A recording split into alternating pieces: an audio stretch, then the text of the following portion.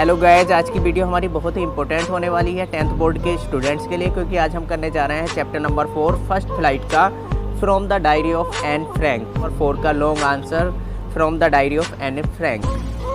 आइए इस कहानी के बारे में जानते हैं। एन फ्रैंक एक 13 साल की लड़की होती है। एन फ्रैंक की फैमिली में इसके माँ बाप, इसकी बड़ी बहन 3 साल बड़ी है और इसकी दादी माँ होती हैं। जब नीदरलैंड में हिटलर शाही आ जाती है, हिटलर का शासन आ जाता है, तो वो दूसरी पार्टी के अनुयायियों को और दूसरे लोगों को ढूंढ के मारते पीटते हैं। तो इसके डर से अगर इसके जो पेरेंट्स होते हैं एन फ्रैंक के, इनको लेकर, अपने बच्चों को लेकर हॉलैंड में जाकर बच जाते हैं और वहाँ पर छिप कर जीते हैं। तो ये क्या करते हैं, एन फ्रैंक को उसकी दादी के पास छोड़कर दूसरी जगह चले जाते हैं। अब ये अकेली रहने लगती है। तो इसके जो फादर होते हैं वो इसके बर्थडे पे एक जो है डायरी देते हैं, जिसका नाम इसने जो है किट्टी रखा है उस डायरी का। तो ये जो भी इसके साथ जो घटना होती है, अच्छी बुरी बातें, वो इसको डायरी में नोट कर लेती है। तो ये इसके कहने का मतलब ये है, डायरी एक इसकी एक बहुत ही अच्छी फ्रेंड बन जाती है। एन फ्रैंक का मतलब ये है, अगर इसके पास डायरी ना होती तो ये शायद घुट कर मर जाती है। जो भी अपने फीलिंग्स हैं ये डायरी में नोट कर लेती है। तो डायरी को अपना ये दोस्त बताती है। फिर जिस स्कूल में ये स्टडी करती है वहाँ का एक टीचर होता है। सभी टीचर तो लगभग इसे लाइक करते हैं, मगर जो मैथ का टीचर होता है वो इसे डिसलाइक करता है। और डिसलाइक करता है क्योंकि ये बोलती ज़्यादा है, वो उसको इसका बोलना पसंद नहीं है। तो वो क्या करता है, इसको पनिशमेंट के रूप में ज़्यादा से ज़्यादा होमवर्क दे देता है। तो आइए देखते हैं क्या इसके साथ एन फ्रैंक के साथ होता है और क्या इसके विचार थे और किस तरह से ये लड़की जो है फेमस होती है।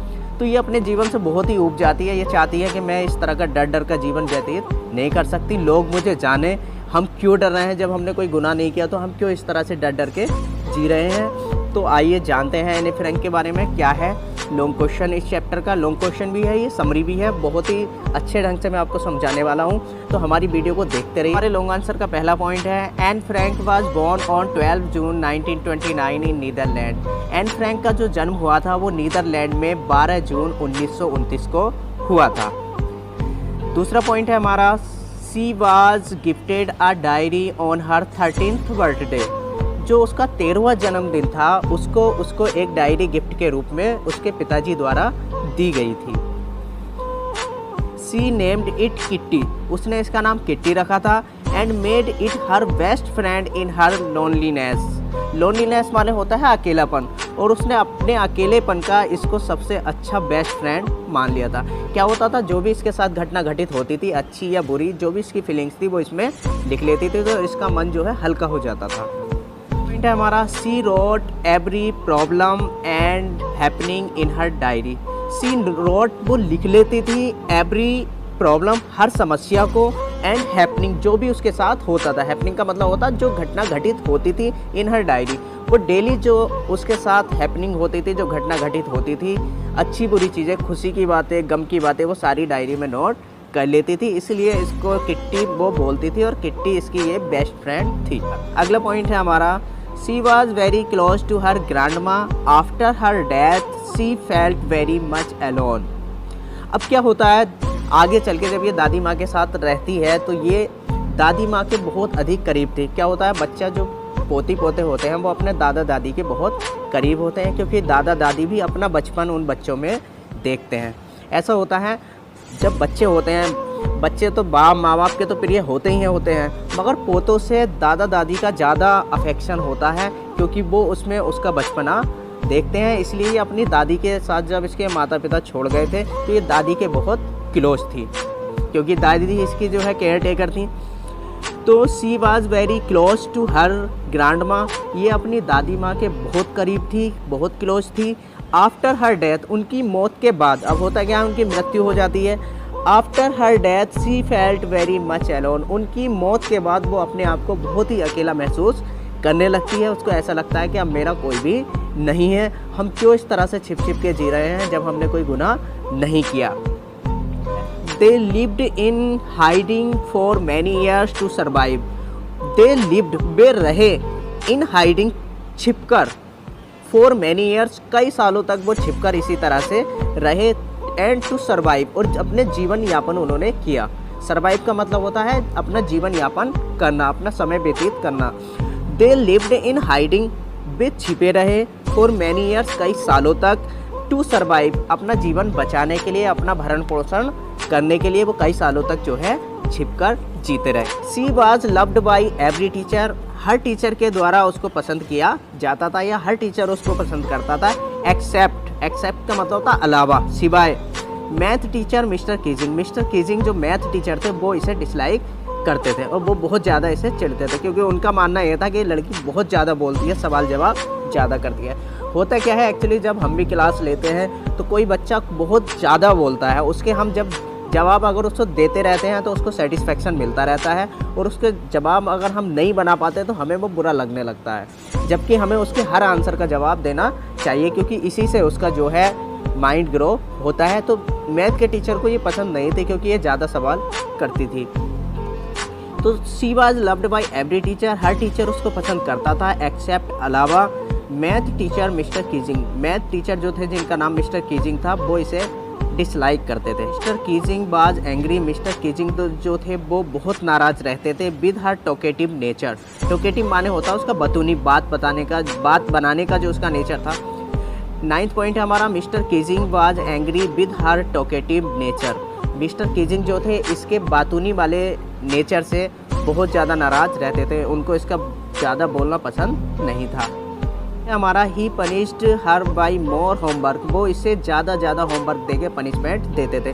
वो जो अपनी चिढ़ निकालते थे इससे ज़्यादा होमवर्क देकर निकालते थे। वो इसको ऐसे लिखने के लिए दे देते थे, कभी किसी टॉपिक पर कभी किसी टॉपिक पर। तो देखिए आगे होता क्या है, her essay in verse form on the topic quack quack quack. अब एक दिन मैथ के टीचर ने क्या दिया, उसे एक टॉपिक दे दिया क्वैक क्वैक क्वैक। उस पर एन फ्रैंक ने इस तरह का जो है ऐसे लिखा जो श्लोकों के रूप में था, पोएम्स के रूप में था।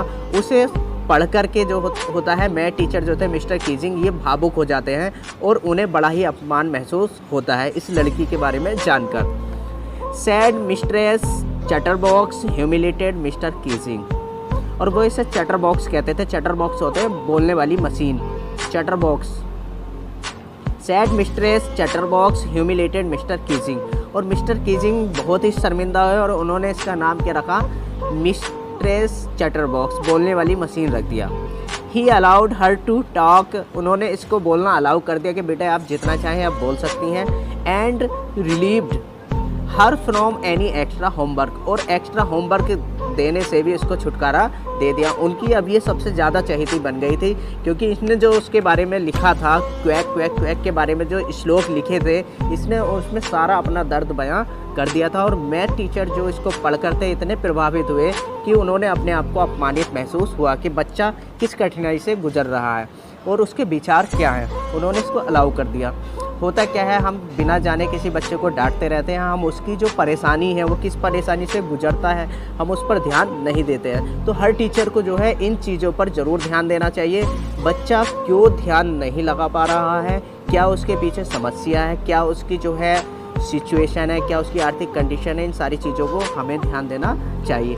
बिना वजह हमें बच्चों को डांटना नहीं चाहिए, ना किसी से चिढ़ रखनी चाहिए, क्योंकि हर किसी की परिस्थिति अलग अलग होती है। हर बच्चे का जो एटमॉस्फेयर है जहाँ से वो आता है वो अलग होता है, हमें उसे समझना चाहिए, उसकी क्रिटिकल सिचुएशन को समझना चाहिए। तो एने के विचार क्या थे, मैं थोड़ा इसके बारे में बता देता हूँ। एने किस तरह के विचार रखती थी। इसकी एक डायरी का ही एक अंश है जो मुझे काफ़ी अच्छा लगा है, मैं आपको पढ़ के सुना। डायरी ऑफ एन फ्रैंक का कोई भी लॉन्ग क्वेश्चन आता है तो आप इन पॉइंट को एक जगह करके लिख सकते हैं। आइए मैं थोड़ा इसकी डायरी का जो मुझे अच्छा भाग लगा है मैं उसे पढ़ के आपको बताता हूँ। एन फ्रैंक के किस तरह के विचार थे और ये रियल कहानी है और किस तरह से ये फेमस हुई। एन फ्रैंक का ये मानना था, मैं बेकार में जीना नहीं चाहती, मैं बेकार में जीना नहीं चाहती जैसे ज़्यादातर लोग जीते हैं। एन फ्रैंक का ये मानना था कि मैं बेकार में जीना नहीं चाहती कि जैसे कि लोग जीते हैं। मैं उन लोगों को जानना चाहती हूँ जो मेरे आसपास रहते हैं लेकिन मुझे नहीं जानते। मैं उन लोगों को जानना चाहती हूँ जो मेरे आसपास तो रहते हैं पर मुझे नहीं जानते। उनके काम आना और उनके जीवन में खुशी लाना चाहती हूँ। एन फ्रैंक का ये मानना था कि मैं बिना इस तरह के डर के नहीं मरना चाहती हूँ। मैं चाहती हूँ कि लोग मुझे जानें, मैं लोगों को जानूँ और लोग मेरे बारे में ज़्यादा से ज़्यादा जाने। मैं और जीना चाहती हूँ और मौत के बाद भी मैं ऐसा जीना चाहती हूँ कि मौत के बाद भी लोग मुझे याद करें। एने का ये मानना था कि हम सब खुश होने के मकसद से जीते हैं, हम सब खुश होने के मकसद से जीते हैं, हम सब अलग अलग जीते हैं। मुझे अच्छा लगता है कि मैं जो सोचती हूँ, महसूस करती हूँ, उसे कम से कम लिख सकती हूँ। एने फ्रैंक का ये मानना है कि हम सब खुश होने के मकसद से जीते हैं, हम सब अलग अलग जीते हैं, फिर भी एक ही तरह से हम सभी लोगों का मकसद एक ही होता है। मुझे अच्छा लगता है कि मैं जो सोचती हूँ, महसूस करती हूँ, उसे कम से कम लिख सकती हूँ। अगर मैं लिख नहीं पाती तो शायद मेरा दम घुट जाता। एने फ्रैंक ये कहती है कि अगर मैं जो सोचती हूँ उसे लिख लेती हूँ, अगर मैं ये लिख ना पाती, अपने विचारों को मैं एक्सप्रेस नहीं कर पाती, तो शायद मेरा दम अब तक घुट पाता और मेरे बारे में कोई लोग नहीं जानते। तो एन फ्रैंक की डायरी इतनी फेमस हुई है कि कई जगह ये उपन्यास के रूप में पढ़ी जाती है, बहुत ही फेमस है और लोग एन फ्रैंक के जीवन से बहुत अधिक प्रभावित हुए। तो ये थे, तो इसी के साथ ये था हमारा from the diary of N Frank का लॉन्ग आंसर। इस आंसर को आप बिना पॉइंट बना करके कॉपी में नोट कर लें। अगर इस चैप्टर का कोई भी लॉन्ग क्वेश्चन शॉर्ट आंसर आता है तो इस तरह से इसको बनाया गया है कि आपके शॉर्ट आंसर भी और लॉन्ग आंसर भी एक ही इन 10 पॉइंटों के बीच में कंक्लूड हो जाएंगे। तो इसी के साथ मैं विदा लेता हूँ। मैं था आपके साथ समीम अहमद सैफ़ी। आप देख रहे थे आपका अपना study channel math trick channel. हमारे इस चैनल को शेयर और सब्सक्राइब करते रहिए। जय हिंद, जय भारत।